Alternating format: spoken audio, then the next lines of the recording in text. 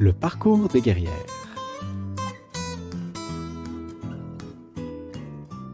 Salut les guerrières, salut les guerriers, bienvenue à cette nouvelle édition du Parcours des guerrières. Le Parcours des guerrières est un balado enregistré en direct où l'on prend ensemble le temps pour rencontrer une personnalité féminine d'inspiration, d'exception. Aujourd'hui, ma guerrière a travaillé une dizaine d'années en ressources humaines au sein de grandes entreprises à Montréal, Alcan, Rio Tinto et la financière Sun Life, pour ensuite fonder le premier site de recherche d'emploi qui met de l'avant les entreprises flexibles au Québec. La mission de cette féministe passionnée de lecture et maman de 2 enfants, redéfinir le monde du travail. Je suis heureux de vous présenter cette inspirante fonceuse, Geneviève Provencher. Geneviève, bonsoir. Allô? Ça va bien? Ça va bien, merci toi. Mais oui, ça va bien. Merci d'avoir accepté mon invitation ce soir pour te rencontrer. Un grand plaisir. Ce que je te propose ce soir, comme j'ai mentionné, tu es la fondatrice de l'entreprise Flow, mais ce que je propose, c'est qu'on commence par un peu le avant Flow. Question de voir qu'est-ce qui a amené à cette entreprise. Ensuite, évidemment, on va discuter de Flow en question, qu'est-ce que c'est et qu'est-ce que c'est pour toi. Et finalement, le temps qui restera, ce sera pour discuter de tes hobbies, des choses que tu fais aux alentours de ton travail pour te divertir. Avant de travailler pour Flow, tu as travaillé beaucoup dans les RH, donc Sun Life, Rio Tinto, CGI. Est-ce que j'en oublie dans les importants? Non, c'est pas mal ça. Ouais. J'ai commencé ma carrière, en guillemets, en RH chez Randstad, une firme de placement personnel. Ça, je sais D'accord. pas. Ouais. Qu'est-ce qui t'avait amené en RH? Un peu pas de choix, en fait, je savais pas trop dans quoi je voulais m'en aller. Tu sais, on y reviendra plus tard, mais j'ai joué de la musique tout mon primaire et mon secondaire. Et arrivé au cégep, j'ai trouvé ça plate à mourir. En fait, je me suis dit, pas la musique, le cégep, on est d'accord? Non, le cégep. J'avais plus de repères, j'ai réalisé, en fait, au cégep que ce qui me maintenait, c'était vraiment beaucoup la musique, en fait. Et donc, je savais pas trop, puis j'aimais les gens et tout ça. Donc, puis moi, j'ai pas de formation en ressources humaines, en fait. J'ai fait 1 an en relations industrielles pour finalement me rendre compte que pour un paquet de raisons, c'était pas tout à fait mon domaine. Alors, j'ai commencé à travailler chez Randstad à ce moment-là. D'accord. Et puis, c'était un emploi d'été au début et tout ça. Puis finalement, j'ai adoré ça. Il y a une mouche, on va avoir une mouche. on a une compagnonne avec nous. Oui, exactement. Et donc, j'ai commencé à travailler chez Randstad, de classer les CV au début, puis après ça, finalement, c'est là que j'ai commencé en ressources humaines. Fait que c'est un peu un hasard, en fait. Il y avait des relations industrielles au départ, qui est quand même pas très loin, mais vraiment, après, ça a été du recrutement pendant quelques années. Pour aller finalement, de fil en aiguille, en fait, travailler plus pour des grandes entreprises en recrutement, mais aussi comme généraliste en ressources humaines. Donc là, je vais t'avouer un truc. Là, pour moi, les RH, c'est vraiment quelque chose de cryptique. Je le sais que c'est dans le département des ressources humaines, mais j'avoue que je comprends pas exactement ce qui se passe au jour le jour pour une personne en RH. Ouais. Ça ressemble à quoi une vie d'une RH? Oui, à beaucoup de choses, en fait.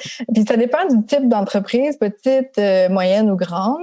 Puis ça dépend des services. Fait que si tu es une seule personne RH pour une entreprise de entre 50 et 75 personnes, 50 et 75 personnes, en fait, tu as beaucoup de choses à faire. Donc, tu réponds à toutes les questions sur la paye, sur les plaintes, sur gérer les conflits, sur mettre en place des plans de formation. Tu fais vraiment tous les domaines au complet, tu les cours au complet. En plus grande entreprise, un des avantages, ou en fait, je sais pas si c'est un avantage, mais c'est différent, c'est que tu peux te spécialiser, en fait. Donc, il y en a qui sont vraiment spécialistes en rémunération, avantages sociaux. Donc, ce sont elles et eux qui s'occupent, je dis elles parce qu'il y a beaucoup de femmes en ressources humaines, mais qui s'occupent de tout le volet rémunération, monter les grilles, etc. Il y en a qui s'occupent exclusivement de la formation, donc les plans de formation et de développement pour les employés. Il y en a qui s'occupent du recrutement. Donc, c'est vraiment, on peut se spécialiser un peu dans tout. Donc, c'est un peu ça la vie de la RH. C'est beaucoup, OK. beaucoup travailler avec les gens. C'est aussi beaucoup être l'intermédiaire entre les gens et les employés et l'entreprise, en fait. Donc, un peu les valeurs de l'entreprise, la ligne conductrice de l'entreprise et les employés, comment ils sont au quotidien, comment ils vivent. Prendre le pouls un peu avant qu'on ait tous les logiciels là, qui font des sondages automatiquement toutes les semaines, mois, trimestres. Ben, c'était les RH, en fait, qui, si tu avais beaucoup de gens qui venaient pleurer dans ton bureau, il y avait visiblement quelque chose qui fonctionnait pas. Ça voulait dire que ça allait pas bien, là. Exact. Oui, tout à fait. On y reviendra éventuellement là, lorsqu'on parlera de flow précisément, mais ton petit dada, c'est la flexibilité en entreprise. Est-ce que le fait de travailler en RH, ça t'amène naturellement vers t'intéresser à la flexibilité en entreprise? Oui, vraiment, définitivement. Puis, ce qui est drôle, c'est que ça se prépare toujours. Tu sais, quand tu regardes ça avec du recul, après, tu te dis, ça c'était déjà ça avait déjà commencé à se préparer avant même que je le sache, finalement. L'emploi que j'ai occupé le plus longtemps, en fait, en ressources humaines, qui a été le plus significatif, c'est chez Alcan, au départ, qui est devenu Rio Tinto par la suite, qui a été racheté par Rio Tinto. Et puis, là, en fait, j'occupais un poste de généraliste, puis j'avais mis en place un projet pilote de mesures flexibles du travail, en fait. Mais là, on parle en 2000, je pense que c'est en 2010-ish. Ouais, 2010 à peu près. Donc clairement pas pendant le bon moment, en fait. Là. Fait que j'avais mis ça en place. On a fait un projet pilote avec mon groupe TI, puis avec Salt Lake City, tout ça. Il y avait même monté une petite plateforme. Ça fonctionnait super bien. C'était du télétravail? Il y avait différentes options, en fait. Tu pouvais moduler ta semaine pour faire soit, sur 2 semaines, faire un petit peu plus d'heures, puis prendre une journée de congé, faire des journées, tu pouvais moduler ton horaire, vraiment des horaires flexibles. Il y avait aussi un peu de télétravail, puis à l'époque, on avait les VPN, là, qu'il fallait changer le code. Donc, il y avait ça qui était testé, puis chacun des employés, dans le fond, et chacune des employés mettait dans le système ce qui leur correspondait finalement, ce qui est un peu le principe de la flexibilité. Donc, ça avait quand même très, très bien fonctionné. Tout le monde était bien énervé avec ça, bien excité. C'était dans les premiers balbutiements, en fait. On parlait beaucoup plus de conciliation travail-famille à l'époque aussi. Okay. Donc, 2010, il n'y avait pas encore de pénurie de main-d'œuvre. On nous disait que les baby boomers allaient prendre leur retraite un jour et qu'on allait avoir un problème de main-d'œuvre, mais on n'était pas encore là, évidemment. Donc, puis je pense qu'à cause du contexte organisationnel aussi de toute la transition, ça avait été, ça s'était pas poursuivi, en fait. Le projet pilote avait eu des très bonnes statistiques, mais ça avait été refusé à la haute direction pour aller de l'avant. Puis, je comprends aussi que c'était un gros bateau à faire bouger, là, donc c'était pas juste implanter ça dans un département. Si tu le fais dans un département, il faut que tu donnes accès aux autres aussi. Donc, j'avais déjà, tu sais, sur le coup, évidemment, j'avais pas tout ça en tête, là, mais c'était juste que je trouvais que ça fonctionnait pas, puis tu sais, j'avais pas d'enfant à l'époque, puis j'avais pas 30 ans non plus, tu sais, puis je trouvais que mes collègues de travail étaient pas si heureux. Je me disais, ce qui est triste quand tu travailles presque le tiers de ta vie, essentiellement, là, tu passes... Oui, exact. Puis, tu sais, c'était un drôle de contexte aussi, là, parce que, bon, tu sais, les gens, je pense, étaient très attachés à la culture d'Alcan, puis à tout ça, tu sais, fait que ça a été quand même une dure transition. Mais malgré tout, tu sais, les gens étaient beaucoup stressés, très stressés, en fait, tu sais, puis très fatigués et tout ça. Puis je me disais, mais on a quand même tu sais, on fait partie des un peu de la crème des entreprises à Montréal. On a des bons salaires, des bons avantages sociaux, des excellents avantages sociaux. Fait que, tu sais, je me disais, mais encore, mais qu'est-ce qu'il y a d'autre après, en fait, tu sais, si tout ça n'est pas suffisant, évidemment, c'est pas que ça qui peut rendre heureux, mais je trouvais qu'il y avait comme des grosses lacunes, en fait. Et là, on sème les graines déjà de flow là, avec ça. Hein? Ouais. Puis je pense que c'est aussi, entre autres, ça qui a allumé un peu en moi toute la réflexion sur est-ce que moi, dans 10 ans, c'est la première fois de ma vie où je me projetais, là, tu sais, j'étais sur le bord de ma crise de la trentaine, mais où je me projetais 10 ans plus tard, puis je me disais, est-ce que j'ai envie d'être tu sais, ma collègue à côté, ma patronne, est-ce que ça me tente? Est-ce que je savais même pas si je voulais des enfants à l'époque, là, tu sais. Fait que je me suis questionnée sur beaucoup, beaucoup de choses dans ma vie. J'ai eu un grand questionnement qui a duré pas juste un mois, là, qui a duré quand même un an et demi. Puis j'en suis arrivée à la conclusion que, tu sais, si ça, c'était déjà quand même assez chouette comme emploi. Après, j'avais pas envie d'être nécessairement gestionnaire. J'avais pas cette ambition-là à l'interne. Puis je me suis dit, ben, tu sais, je vais aller travailler pour une autre entreprise, mais ça va être un peu similaire avec des équipes différentes. Fait que, tu sais, clairement, puis je vais faire une grande confession. J'étais pas une, ça a l'air assez ironique que je dis ça, mais j'étais pas une passionnée des ressources humaines en tant que telle. D'accord. J'étais une passionnée des humains, des gens, de leur réaction face aux changements, positifs ou négatifs, de tout ce que les gens pouvaient apporter, en fait, dans leur travail, dans leur boulot au quotidien. Mais je n'étais pas une passionnée de la politique de ressources humaines, de comment on la transforme, etc. Je ne suis pas une personne de détails comme ça. Fait que je trouvais pas non plus ce feu-là puis cette passion-là de dire, OK, je vais porter les RH de Rio Tinto, ça va être moi le flambeau. C'était pas ça. Je vais t'avouer que s'il faut choisir une passion entre les RH et l'humain derrière l'entreprise, je pense que choisir l'humain, c'est quand même un beau choix. Oui, sauf qu'en même temps, c'est important. Puis toute cette structure-là, en fait, moi, il fallait toujours que je travaille en équipe avec quelqu'un de très structuré puis de très organisé pour qu'on soit capable ensemble, en fait, d'arriver à mettre ces deux beaux éléments-là pour avancer. Mais parce que l'un ne va pas sans l'autre, sauf que c'est ça. Je pense qu'on se connaît moins aussi là, quand on est plus jeune. Évidemment. Ça fait partie des apprentissages, ouais. À quoi ça ressemblait le futur de la flexibilité au travail? Et c'est même pas il y a si longtemps, là, on parle d'une dizaine d'années tout au plus, c'est ça? Ouais. À quoi ça ressemblait le futur de ça? Est-ce que, parce que là, tu nous as donné un exemple déjà, là, un tout petit peu de télétravail, c'est surtout sur les réarrangements des horaires. Est-ce qu'il y a des choses qu'on voyait à l'époque qui finalement se sont trouvées à être impossibles à faire ou inversement des choses qu'on n'aurait jamais pensées qui sont aujourd'hui, j'allais dire monnaie courante, mais c'est peut-être pas courant de la flexibilité encore non plus, là? On n'aurait jamais pensé que tout le monde passerait en télétravail du jour au lendemain comme ça, que les bureaux du gouvernement autoriseraient à leurs employés. Il n'y avait pas le choix, là, mais blague à part, c'était beaucoup, c'est ça, on parlait beaucoup de conciliation travail-famille. Et donc, ceux et celles qui n'avaient pas d'enfants, c'était pas tant de la conciliation plus que des avantages, en fait, comme une espèce de petits bonus ou prends-le puis sois heureux avec ça. Il n'y avait pas nécessairement tant que ça d'horaire flexible. Moi, je me souviens que t'arrivais au bureau à 8h30, c'était là à 8h40, t'étais en retard, en fait, ce qui causait quand même beaucoup de stress et j'avais pas d'enfants à l'époque, fait que je peux pas m'imaginer, en fait, avec 2 enfants, l'hiver. Maintenant que tu vis avec des enfants. Pas possible. Mais je savais aussi, puis une des raisons pour laquelle j'ai quitté le monde corpo puis le monde des RH aussi, c'est parce que je me disais, si je veux des enfants, je vais juste devenir une mauvaise humaine, en fait. Si je pourrais pas subir toute cette pression-là. Moi, je le savais, ça fait pas partie de la gestion de mon stress. T'es jamais satisfait puis t'as toujours l'impression de rien faire à fond. Tu peux pas bien t'occuper de tes enfants le matin parce que t'es stressé parce qu'il faut que tout le monde soit habillé, peigné, les lunchs faits, etc. Puis t'arrives peut-être quand même en retard au travail, puis en plus, t'as peut-être crié un peu après tes enfants le matin, fait que t'es pas super contente. Puis le soir, c'est la même chose. Fait que je comprends vraiment beaucoup le stress avec du recul. Mais et là, j'ai oublié de quoi je parlais, justement. Je t'avais posé la question, ça ressemblait à quoi l'avenir de la flexibilité vue de 2010? Oui. Donc, c'est ça. Un peu de télétravail, c'est sur autorisation du patron. Puis nous, à l'époque, c'est quand même, c'est une nationale. Fait que, il y avait quand même des gens qui travaillaient le soir chez eux. C'était plus un accommodement, en fait, pour l'entreprise d'une certaine façon. Je me souviens qu'il y avait mes collègues, puis probablement qu'ils le font encore, mais sûrement qu'aujourd'hui, il y a un petit peu plus de flexibilité là-dessus. Mais, prenaient des appels avec Singapour, l'Australie, beaucoup, on travaillait. Fait que, c'était quand même, c'était finalement beaucoup plus d'heures, mais c'était de la maison quand ça accommodait un peu plus l'entreprise, finalement. C'était un peu moins ça.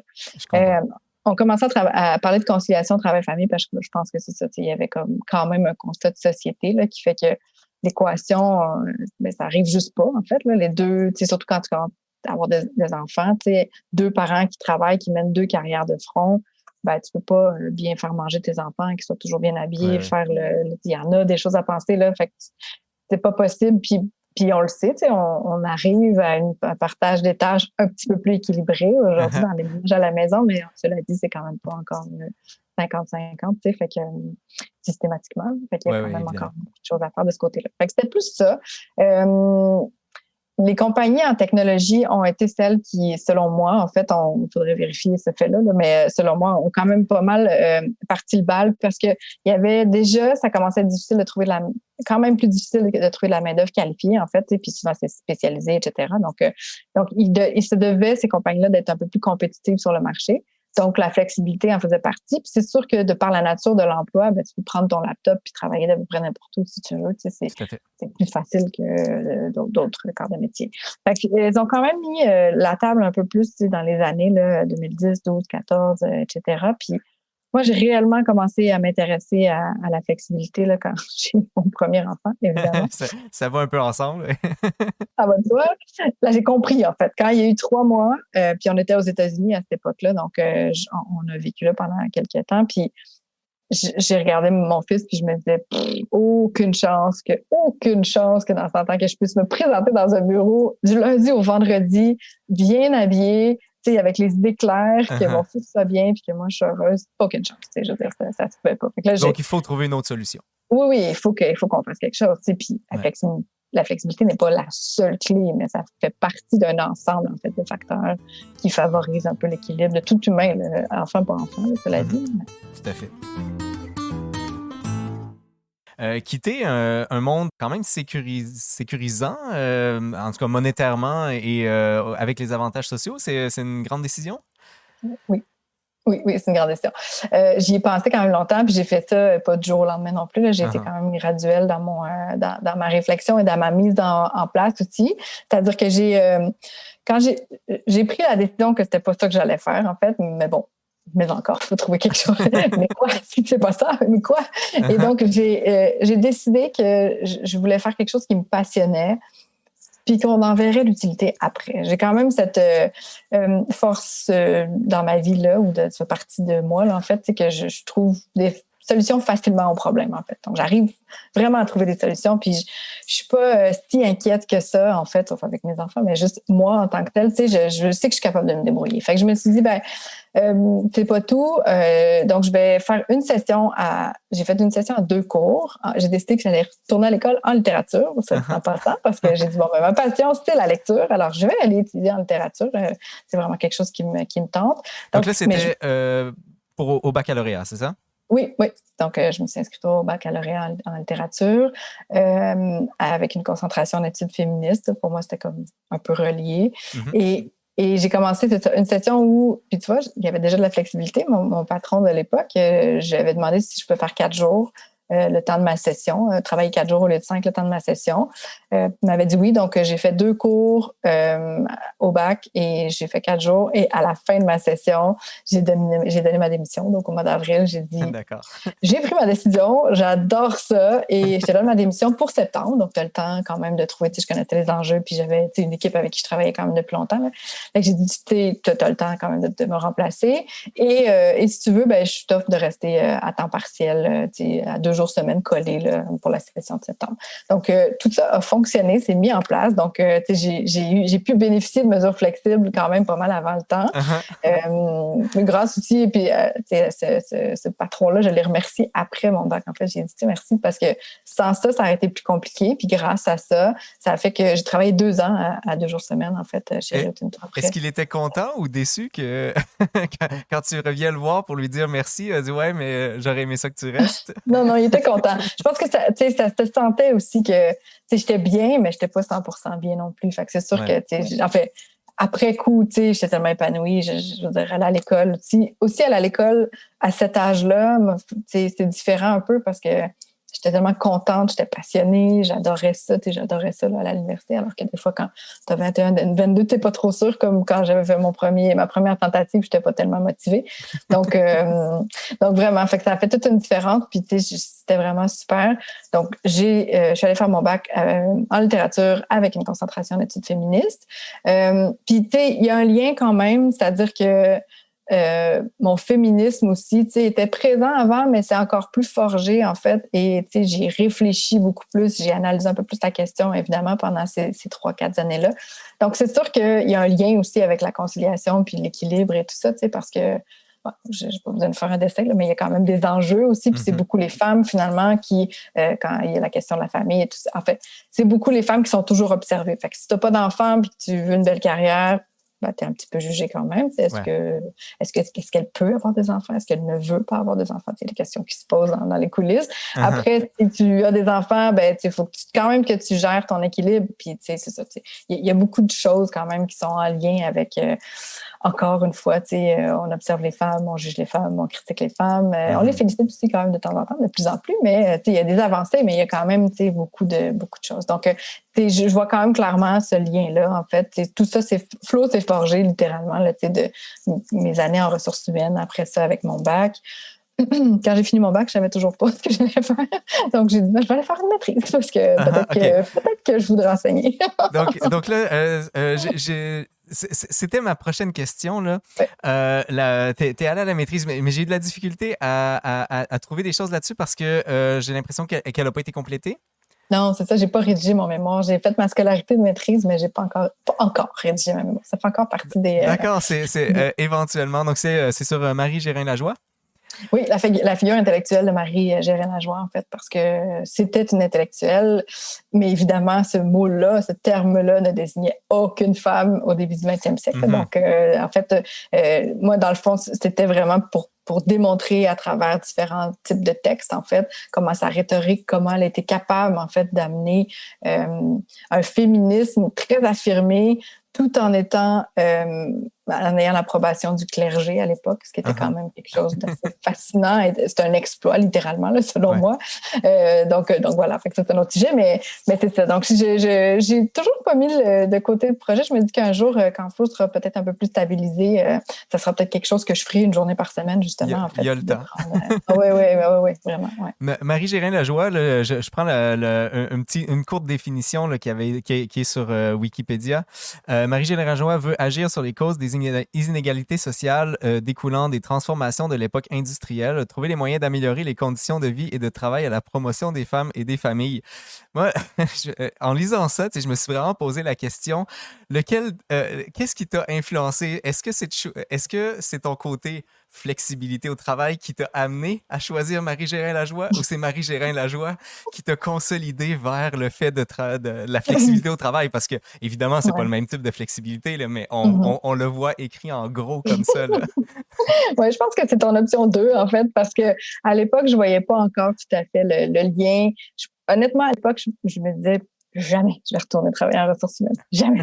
Vraiment, je ne voulais pas retourner dans le monde corporatif. Ouais, vraiment, j'allais dire jamais. Mais je ne voulais pas retourner dans le monde corporatif. En fait, c'était vraiment... donc, j'avais vraiment mis ça de côté. Puis c'est sûr que effectivement, puis écoute, je pense que c'est un peu un hasard. J'ai dû découvrir et lire quelques textes, puis je me suis intéressée aux personnages, en fait. Puis c'est toute la famille aussi qui a quand même eu un impact au Québec.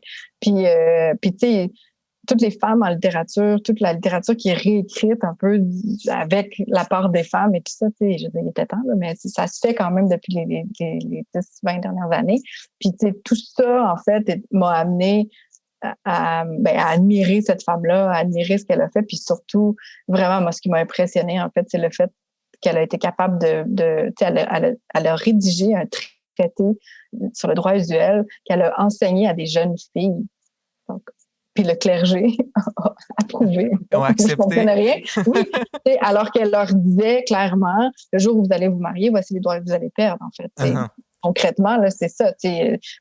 Dans sa tête, je pense un peu que c'était, tu peux faire les choses, mais au moins tu sois consciente des conséquences. Au moins, tu le sauras. En connaissance de cause, oui, tout à fait. Donc je pense qu'effectivement, mais tout ça, j'avais toujours pas fait de lien encore à cette époque-là, évidemment, mais j'ai adoré, j'ai vraiment adoré, en fait, ce passage-là, ce retour à l'école-là, un peu sur le tard, mais vraiment, puis je lis toujours autant, là, évidemment, mais... Dans les mêmes années où je pense probablement que ça a arrêté à cause de ça, tu déménages à New York. Et là, je suis pas certain si c'est à cet endroit-là où ça s'est passé, mais c'est mentionné, je me souviens plus où, que tu commençais à faire du mentorat pour les femmes sur aider à faire les CV et autres. Et là, j'ai un court extrait que je vais faire passer pour les gens. Malheureusement, t'entendras pas le son puisque j'ai eu des problèmes de son. Donc, vous savez maintenant les coulisses de la chose, mes amis. Donc, je fais passer l'extrait et je vais essayer de te résumer par la suite là, la discussion. Ce qui est cool, c'est qu'avec les femmes, en fait, en faisant ça, je me rends compte qu'on ne peut pas juste passer à travers le CV, on passe à travers leur histoire de vie en général, en fait, parce que, tu sais, pourquoi ils sont rendus là, qu'est-ce qu'ils veulent pour leur prochaine étape. C'est surtout de clarifier un peu ça, là, tu sais, qu'est-ce qu'ils veulent pour la prochaine étape de carrière, puis ça se résume jamais à juste un poste, là. Il y a, tu sais, le poste, mais dans ta vie, comment ça s'intègre, puis tu sais, fait que finalement, on fait un bel exercice de réflexion, finalement, tu sais, sur la carrière des gens en général, puis des fois, souvent, à la fin, ils sont comme « Wow, j'en ai fait des choses, finalement! » Donc, premièrement, j'adore ton chandail. Ah oui, Wonder Woman! Donc, en gros, tu es en train d'expliquer que tu travailles avec ces personnes-là et ils arrivent avec un CV un peu... ils ont fait des choses, mais leur CV ne reflète pas vraiment ce qu'ils ont fait.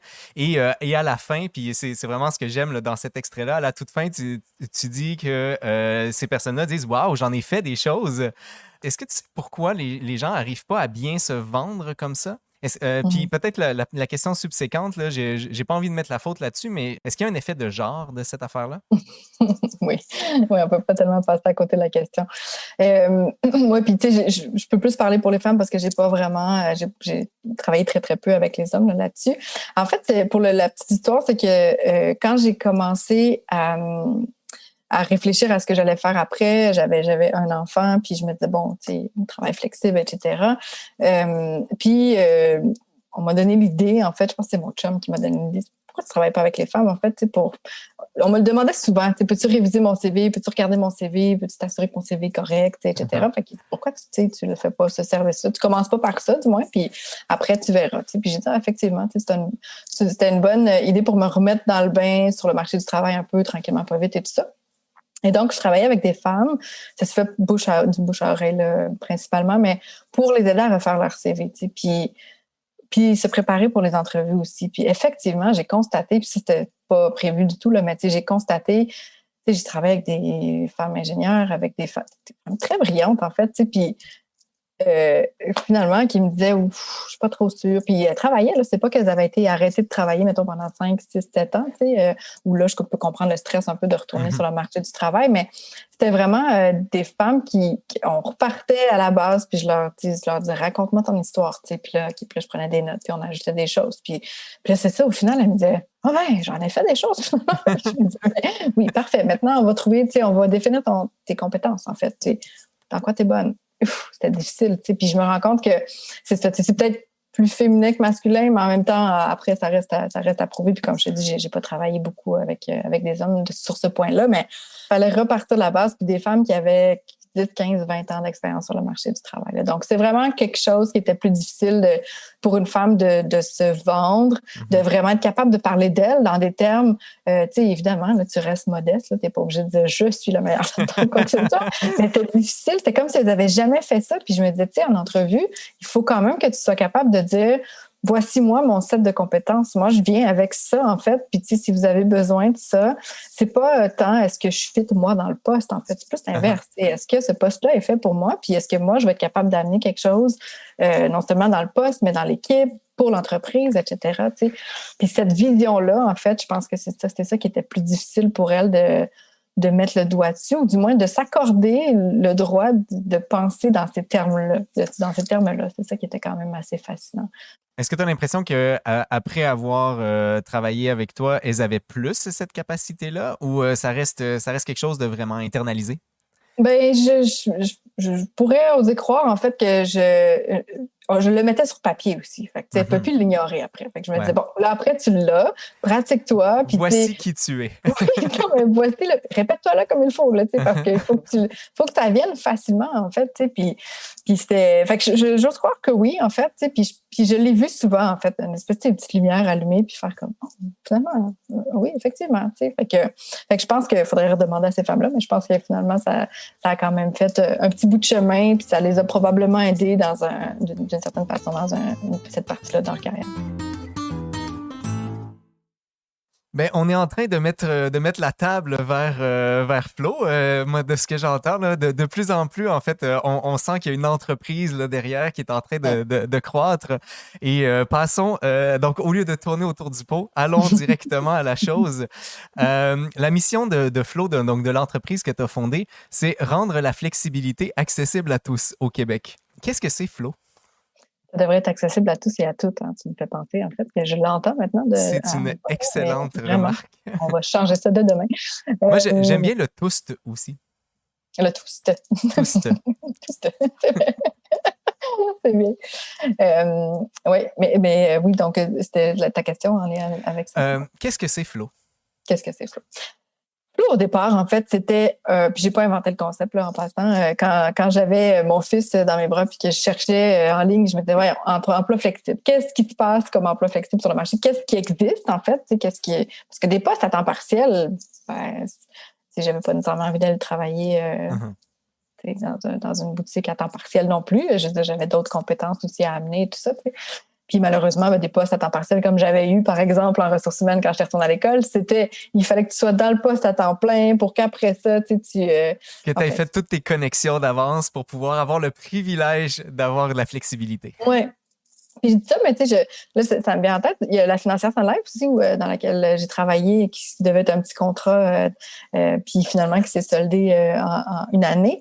Et puis ils ont été très flexibles aussi. C'est là que j'ai commencé ma maîtrise, puis ils me permettaient aussi de travailler, je pense, 3 ou 4 jours semaine. Donc, mais il fallait que tu aies fait tes preuves, fallait que tu... C'est ça, c'était pas pareil. C'est un privilège plutôt qu'une offre d'emploi comme ça. Oui, exactement. Et puis entre autres, quand j'ai commencé à travailler avec ces femmes-là sur leur CV, justement, systématiquement, ça faisait toutes, sans exception, partie de leurs critères. T'es dans le top 3 de leurs critères. Moi, j'aimerais ça avoir un emploi un peu plus flexible, parce que pour différentes raisons. Je reste loin ou je fais ci ou bon, peu importe. Puis, où est-ce que tu penses que je peux trouver des emplois flexibles? Puis, la réponse était... Il faut que tu poses la question en entrevue, il faut que tu regardes sur le site, il faut que tu fasses tes recherches un petit peu, puis c'est pas toujours affiché non plus super clairement, parce qu'il y avait aussi cette espèce d'ambiguïté-là aussi, ou cette crainte-là de la part des entreprises de dire, ceux qui cherchent la flexibilité, c'est parce qu'ils veulent pas travailler vraiment, fait qu'on l'affichera pas vraiment sur notre site. Donc, il y avait beaucoup de mythes reliés à ça. Donc, moi, au départ, j'ai fait quelques recherches, puis j'ai vu qu'il y avait un site à New York qui avait été fondé par 2 femmes aussi qui vivaient la même chose, qui ont eu des enfants, etc., 2 avocates, qui avaient fondé un site de recherche d'emploi, un job board au départ, en fait, pour les entreprises flexibles. Je me suis dit, si ça existe aux États-Unis dans une culture du travail quand même plus intense que celle de la nôtre au Québec, ben c'est parce qu'il y a un besoin, là, clairement, il y a quelque chose, tu sais. Puis ça existait, j'avais découvert aussi 2 compagnies comme ça à Singapour et tout ça. Donc, le concept existait déjà. Ben, je me suis dit, il doit exister au Québec, mais non. Donc, c'est là que j'ai décidé que j'allais le rapatrier.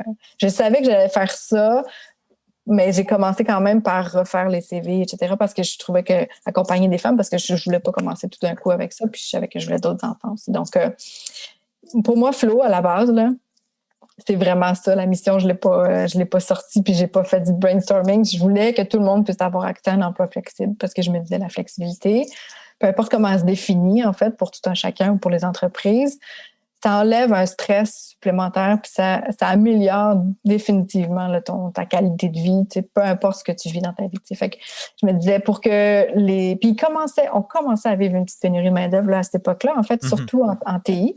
Donc, je me disais, bon, ben là, les entreprises doivent quand même se mettre en valeur, puis mettre ça un peu de l'avant. Puis les candidats, ben probablement qu'ils vont avoir le réflexe de venir chercher là. Si ça rassemble, le job board rassemble toutes les entreprises flexibles. Et je me dis, ça va être plus facile, puis ça va être quand même un incitatif supplémentaire, en fait, pour les entreprises et les candidats, les deux. Une chose qu'on entend, puis ça, je l'ai tiré d'une des publications sur ton site, d'ailleurs, que je mettrai en commentaire éventuellement. Le site, c'est MyFlow, on est d'accord? Oui. Nom de domaine oblige, là, il n'y avait pas Flow.ca.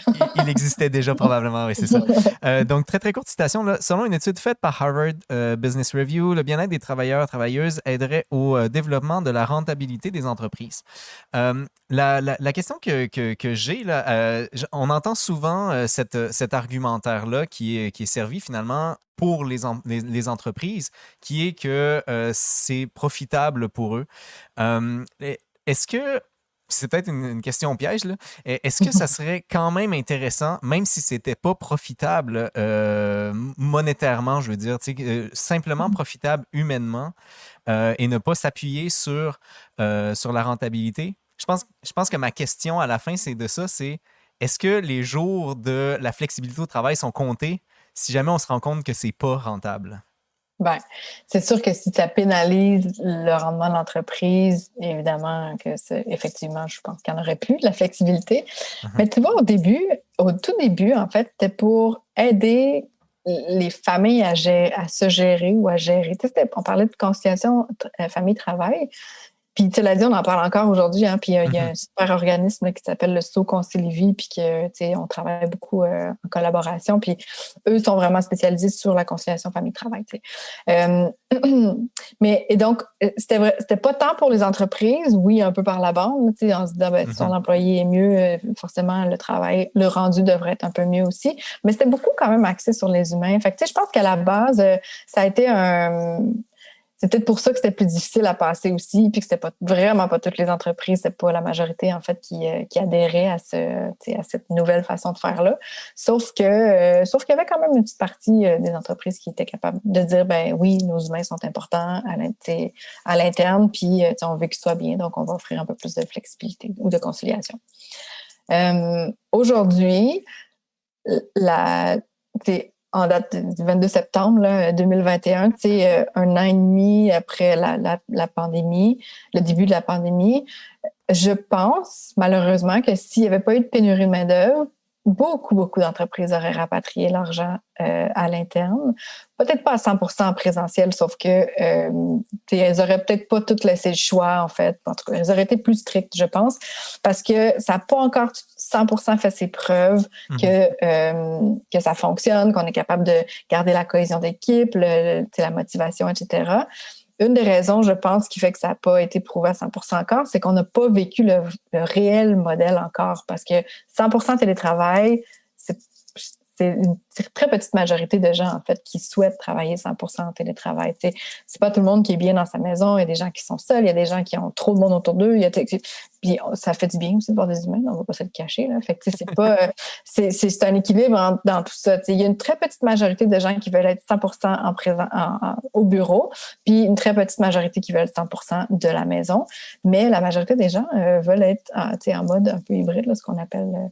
D'ailleurs, avant que la pandémie arrive, il y avait, à ma connaissance, une seule entreprise au Québec qui était 100% en télétravail, puis je veux dire, elle se faisait inviter cette présidente-là partout dans toutes les conférences, puis c'était la seule, puis c'était exceptionnel, mais comment vous faites et tout ça, puis ça faisait pas un an qu'ils faisaient ça faisait quand même. Elle a racheté l'entreprise et ils étaient déjà 100% en télétravail. Donc c'est vraiment, c'était exceptionnel. Là, ce qui est fantastique, c'est que on aurait préféré pas avoir de pandémie, évidemment, là, mais ce qui est fantastique, c'est qu'on est passé du jour au lendemain tout le monde en télétravail. Là, les gens s'y sont habitués un peu. Évidemment que quand on va pouvoir aller un peu au bureau aussi, puis tout ça, on va trouver un équilibre plus agréable pour tout le monde. Là. Mais éviter le stress des transports, éviter le stress des déplacements, éviter le stress de fin de journée. Il n'y a pas que des avantages, là, il y a des désavantages aussi, mais je pense que la majorité des gens réalisent à quel point ça peut vraiment être bénéfique pour la réduction du stress. Ça, c'est juste le télétravail. On ne parle pas de toutes les autres mesures flexibles qui existent, parce que il n'y a pas que le télétravail, en fait. Puis ça fait en sorte que les gens, quand ils bénéficient d'un ensemble de mesures flexibles comme ça, de flexibilité, mais c'est sûr qu'ils sont plus relax, puis ils sont pas meilleurs, mais enfin, ils sont plus en forme et ils sont probablement plus présents mentalement. Ils sont plus, ils apprécient un peu plus. Il y a beaucoup d'avantages qui découlent. Certainement plus heureux, en tout cas. Oui, mais fort probablement. Oui, l'indice du bonheur est quelque chose à calculer. En même temps, c'est pas le seul facteur. Là. On comprend qu'on s'entend qu'il n'y a pas que ça. Là, mais... Est-ce qu'on pourrait même imaginer qu'éventuellement, il y aurait des entreprises qui seraient 100% à distance et que là, la flexibilité, ce serait plutôt l'inverse. Ce serait de donner un espace de travail pour les employés qui veulent travailler ensemble. Ouais. Mais c'est drôle parce que nous, à très, très petite échelle, là, on est 7 maintenant. Puis, on avait partagé un bureau avec 2 autres entreprises avant la pandémie. On n'y allait pas souvent, mais bon, ça fonctionnait. Mais chez nous, là, on a quelqu'un à la Chine, moi dans Rosemont. J'ai 2 personnes en Europe. On a une personne sur la Rive-Sud, puis une autre personne en Centre-Sud. Fait qu'on est toutes... Ce serait impossible de trouver un bureau qui fonctionnerait pour les gens, là, mais pour tout le monde. Mais là, c'est à l'inverse, en fait. Là, on se dit, OK, on va faire une fois par mois, on va sur un espace de coworking, puis évidemment, à l'exception de nos 2 collègues en France qui pourront pas être là en personne, mais ils vont être là en vidéo. Mais on va le faire parce que on se dit, OK, ça serait le fun, tu sais. Puis tout le côté social aussi et tout ça, tu sais, à cause du décalage, des fois, on sait pas trop, tu sais, nos 5 à 7, ben, c'est ça qui est trop tôt pour nous pour boire. Ou bien, eux, ça fait trop tard, en fait, en fin de soirée. Fait que c'est pas si évident que ça. Mais oui, en fait, c'est drôle parce que, tu sais, on le sent que nous, on commence à avoir besoin de ça un peu parce que c'est ça, c'est bien, 100% télétravail, mais c'est le fun d'avoir aussi le contact humain, ça aide, là. Oui, oui. Oui, puis c'est vrai que des fous rires puis des trucs comme ça, tu peux en avoir en ligne, évidemment, mais des fois, c'est plus spontané, en fait, quand tu es en entreprise, là, quand tu es à la même place, en fait. Je comprends bien. Mm-hmm. J'ai écouté quelques entrevues que tu as données dès presque le début là, de la pandémie. Il y a eu, dans les 3-4 semaines, là, il commençait à y avoir des choses et je pense que l'entreprise Flow a pris tout son sens tout d'un coup dans la sphère publique. Et je trouvais ça un peu drôle qu'on parlait de post-pandémie à l'époque. Donc, déjà dans le mois d'avril, là, donc la semaine 3, on parlait de comment ça allait se passer en post-pandémie. Je ne sais pas si on peut maintenant commencer à en parler, là, parce que peut-être que dans un an d'ici, on va regarder l'entrevue en se disant « Ouais, ben, post-pandémie, on n'était pas encore là. » Est-ce que la post-pandémie va foncièrement bénéficier de ce qu'on a actuellement? Ah, moi, je souhaite de tout mon cœur, en fait, parce que, tu sais, à cause de la pénurie de main-d'œuvre, les entreprises n'ont pas tellement eu le choix même si l'on n'est pas retourné finalement cet automne, là, mais tu sais, nous, on accompagne aussi des entreprises, pour il faut le dire aussi, là, mais on est un job board, en fait, site de recherche d'emploi, où est-ce qu'on fait l'affichage, on affiche les profils des entreprises, qu'est-ce qui se passe chez eux à l'interne, dans le détail, des témoignages d'employés. On fait beaucoup de contenu, mais on a aussi un service d'accompagnement, donc de consultation. Fait que cet été, on l'a vu beaucoup, on a eu quelques mandats, puis les gens disaient, OK, ben moi, cet automne, là, les gens vont revenir au bureau. Fait que là, c'était comme le stress un peu, puis on a senti un énorme stress, puis une montée là, d'anxiété chez les employés quand même assez à la hausse, parce que là, tout le monde se disait, comment je vais faire pour m'organiser, puis c'est la rentrée, puis c'est déjà stressant, puis etc., etc. C'est pas arrivé finalement, puis c'était presque écrit dans le ciel qu'il fallait attendre encore un tout petit peu, là, mais bon, évidemment. Finalement, c'est pas arrivé. Fait que les gens, là, parlent de 2022. Mais, à cause de la pénurie de main-d'œuvre, il y a une réaction très forte, en fait, de la part des employés qui disent, moi, si tu me fais venir au bureau 3 jours semaine fixe, je vais aller voir ailleurs ce qui se passe, t'sais. Puis, à cause de ça, puis c'est pas le fun pour les employeurs, là, définitivement pas, mais à cause de ça, ils sont comme un petit peu obligés de se plier encore un peu plus, pas aux volontés, mais à ce que les employés demandent et ont besoin d'une certaine façon. Et je pense que plus on va être longtemps là-dedans, plus ça va créer un nouveau standard, en fait, puis plus c'est ça qui va être établi pour la suite. T'sais. Puis encore une fois, je le répète parce que je pense qu'on n'a même pas vécu encore ça, mais quand on va pouvoir choisir un peu, puis pouvoir être un peu au bureau, puis un peu de la maison et tout ça, on va se définir quelque chose de complètement nouveau, qu'on n'a jamais vu ni vécu encore. Fait que tout ça est complètement nouveau. Là. C'est assez, plein d'optimisme. Plein d'optimisme pour l'avenir. C'est sûr. Comme je l'ai un peu mentionné juste avant, tu as commencé à faire plein d'entrevues, dont ce soir d'ailleurs. Merci encore.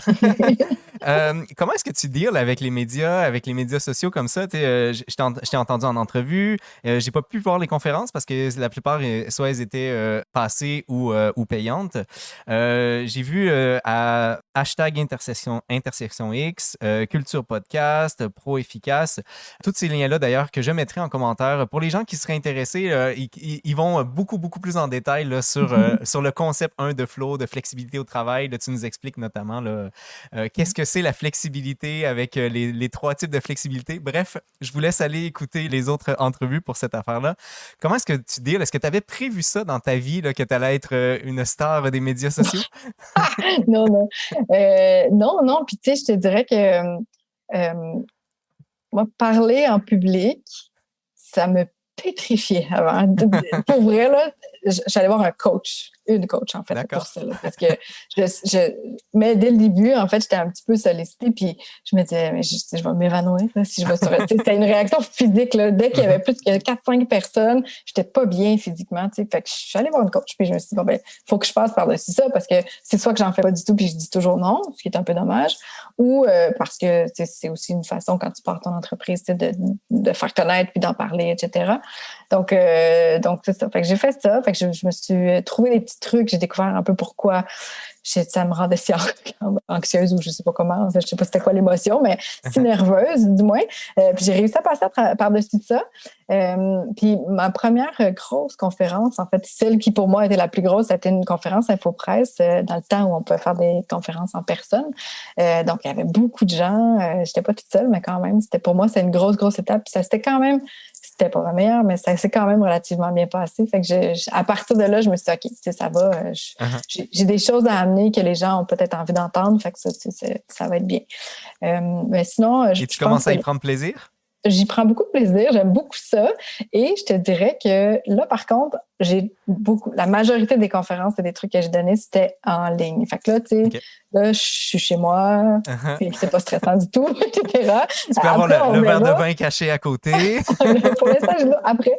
Mais cela dit, quand ça va reprendre, toutes les activités vont reprendre en personne. Là, on va voir si ça fait une différence. Mais j'aime beaucoup ça parce que je trouve que c'est le fun de pouvoir... tu sais, moi, j'écoute beaucoup de balados, j'écoute beaucoup, tu sais, je consomme beaucoup de ce contenu-là parce que je trouve ça inspirant. Fait que je me dis, tant mieux si mon histoire peut, oui, m'inspirer, mais si mon histoire, tu sais, quelqu'un peut s'identifier puis dire, tu sais, moi aussi, j'ai vécu ça, ou moi aussi, je pense que c'est peut-être ça, cette émotion-là. Fait que je me dis, tant mieux, tu sais, si ça peut, certaines personnes qui nous écoutent peuvent en bénéficier, là. C'est un peu pour ça. Une future Marie Gérin-Lajoie, dans le fond. Non, mon Dieu. Non, je me comparerais pas, mais quand même. Ouais. Je te montre une photo. Probablement que ça va s'arrêter tout de suite après. Est-ce qu'on a un scoop ici ou pas? Yay! C'est drôle parce que c'est pas 100% confidentiel, mais je vais garder quand même le petit plaisir pour le lancement officiel. Ce que je peux dire, c'est que c'est un projet avec une des compagnies avec qui on travaille, un de nos clients.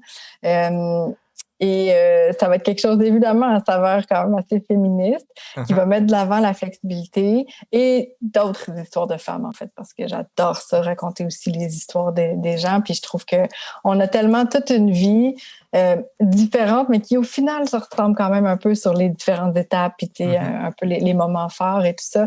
Donc vous allez voir, fin octobre, début novembre, il va y avoir des petits teasers en vidéo, puis des beaux dossiers en fait. On est en pleine rédaction d'articles, de nombreux articles en fait sur différents sujets qui vont toucher évidemment pas que les femmes, mais quand même on s'adresse un peu, tu sais ce que je disais en début d'entrevue là, sur les femmes sont beaucoup observées, que tu veuilles des enfants, que tu veuilles pas d'enfants, ta carrière, si tu il y a toujours des questions, puis c'est un peu toujours all eyes on me, là, peu importe ce qui se passe, on nous observe. Donc, c'est un petit peu en réaction à ça. Ça va être le fun ce qui va sortir. On s'en reparlera. D'accord, mais je suis très curieux. Ça semble s'appeler Femme Forte.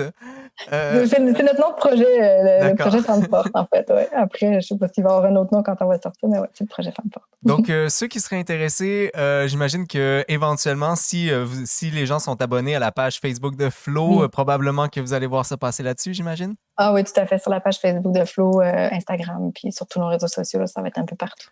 Oui. Donc, cette chose qui reste relativement mystérieuse, pour ceux qui seraient uniquement à l'audio, on te voyait en train de réciter quelque chose ou de lire quelque chose avec un micro.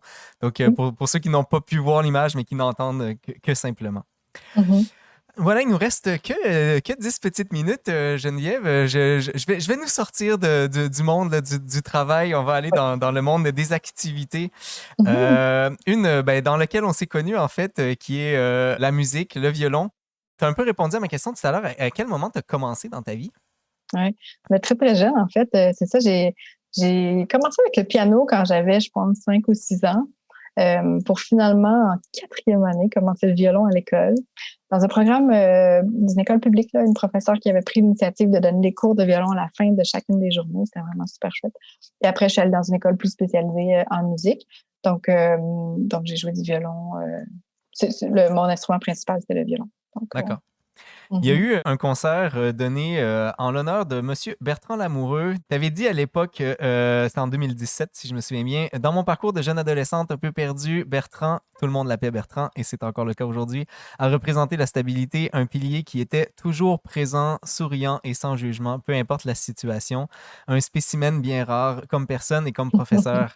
Est-ce qu'il est encore important aujourd'hui? Ah, c'est un personnage, Bertrand. Là, tu sais, puis encore aujourd'hui, là, il a fondé un orchestre. Là, c'est parce que je suis pas sur la Rive-Sud que je suis pas là, mais il est fantastique. Cet homme-là a vraiment dédié sa vie à la musique, aux élèves.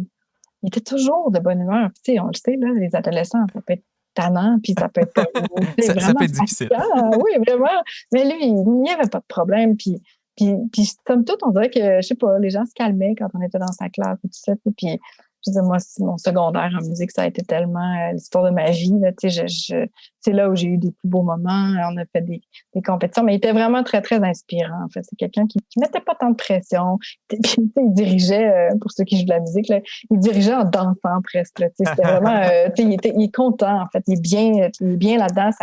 Ça transpire en fait ça. Puis, il est fantastique. Tout le monde. Presque tout le monde, sans exception Anne Bertrand. Est-ce que tu es plus une musicienne d'orchestre ou une musicienne solo? Oh, une musicienne d'orchestre, vraiment.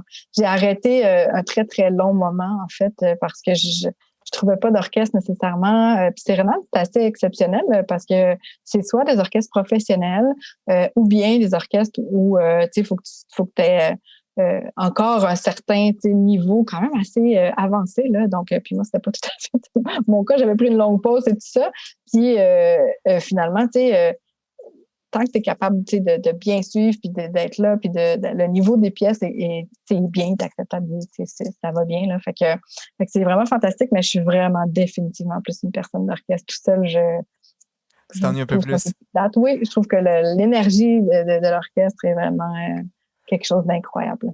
Uh-huh. Mais tu parles de Sérénade. J'aurais voulu montrer une vidéo où on te voit en train de jouer avec Sérénade, mais en fait, tu es généralement derrière et la plupart des vidéos, vous êtes en train de jouer debout et donc on te voit pas beaucoup. Non, parce que je mesure 5 pieds, il faut le dire quand même. Derrière mon lutrin, souvent on me voit pas ou on voit juste le bout de ma tête. Donc, j'aurai pas de vidéo pour vous, mais il y a un concert à venir avec Sérénade?